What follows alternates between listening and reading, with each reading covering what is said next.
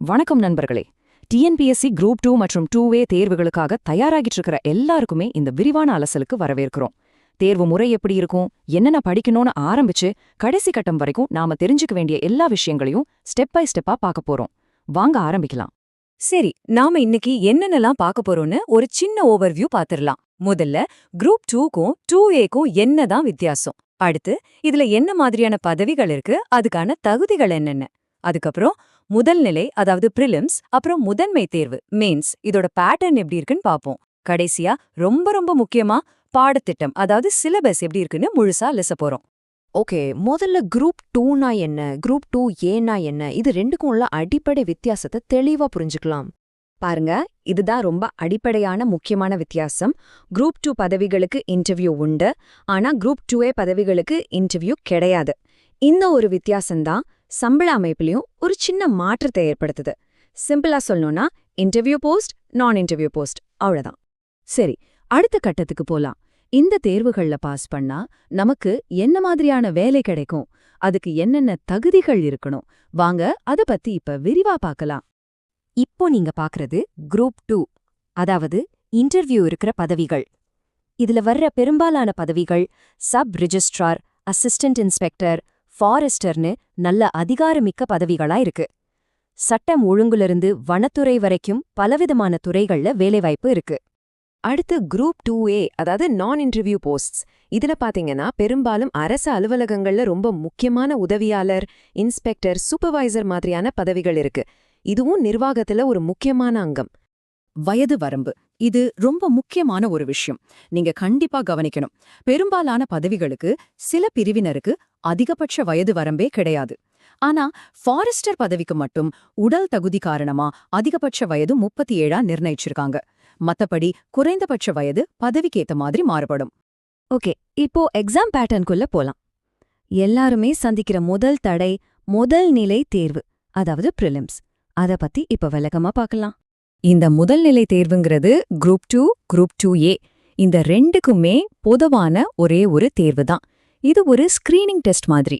இதுல நீங்க எடுக்கிற மார்க் வச்சுதான் நீங்க அடுத்த கட்டமான மெயின்ஸ் எக்ஸாம்க்கு போக முடியுமா முடியாதான்னு முடிவு செய்யப்படும். இந்த தேர்வுல மொத்தம் 3 பகுதிகள் இருக்கு. முதல் பகுதி மொழித்தாள்.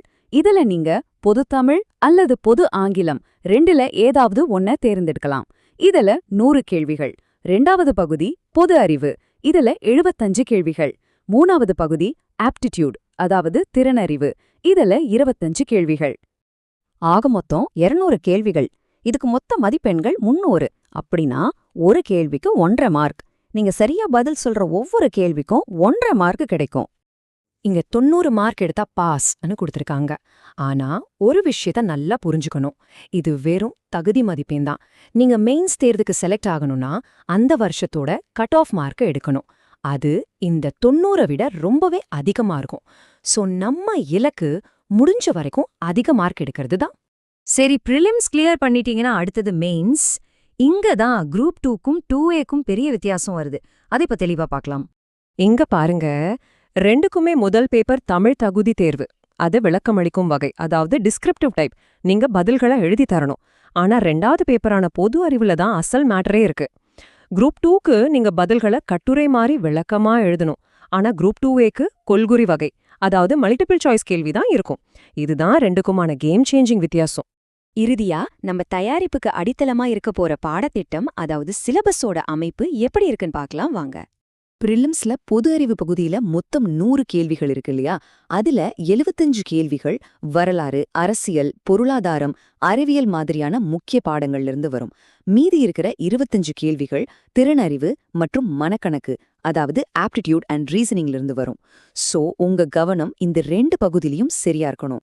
மொழித்தாள்ல நீங்க தமிழ் எடுத்தாலும் சரி, ஆங்கிலம் எடுத்தாலும் சரி, மொத்தம் 7 யூனிட்ஸ் இருக்கு. இதுல ஒரு முக்கியமான விஷயம் என்னன்னா, முதல் 6 யூனிட்டுமே முழுக்க முழுக்க இலக்கணம், அதாவது கிராமர் தான். சோ இலக்கணத்துல நீங்க ஸ்ட்ராங்கா இருந்தாலே 3/4 மார்க்கே அள்ளிரலாம். கடைசி யூனிட் தான் இலக்கியம் மற்றும் அறிஞர்களை பத்தினது. இப்போ உங்களுக்கு தேர்வு முறை, பதவிகள், பாடத்திட்டம்னு ஒரு முழுமையான தெளிவு கிடைச்சிருக்கும்னு நம்புறேன். பாதை ரொம்ப தெளிவா இருக்கு. உங்க முன்னாடி எல்லா விவரங்களும் இருக்கு. இப்போ உங்ககிட்ட கேட்க வேண்டிய ஒரே கேள்விதான், 2026ல ஒரு அதிகாரியா உங்கள பார்க்க இந்த பயணத்தை தொடங்க நீங்க தயாரா? உங்க அர்ப்பணிப்பு தான் அதுக்கு பதில்